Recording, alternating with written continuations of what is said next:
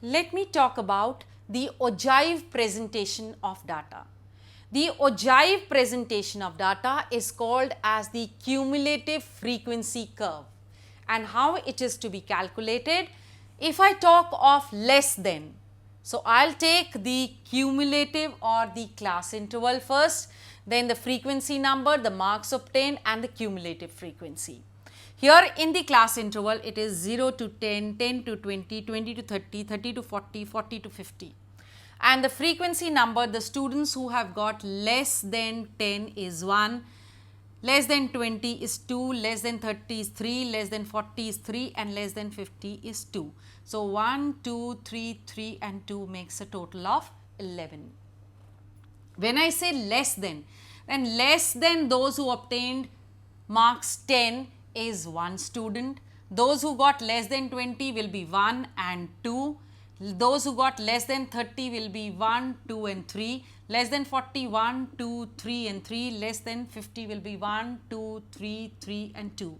And this will be total of 11, 1, 2, 3, 6, 9 and 11. This was when I was talking of the less than Ogive frequency curve. But when I talk of more than the frequency curve in your Ogive, then this figure remains the same. But when I talk of more than 0, when I say more than 0, all these students have got more than 0, isn't it?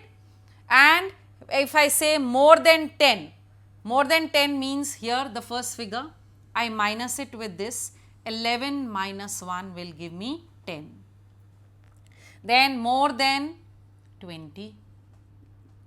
More than 20 means I am going to minus 11 minus 3 will give me 8, and likewise 40 and 50, and this will continue as 5 and 2.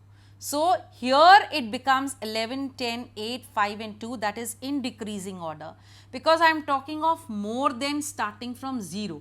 So here the students will move in the descending order. This is about the presentation of Ogive in the more than and less than. And here when I draw it, it will be this way and this way. This is how the Ogive is drawn in more than and less than.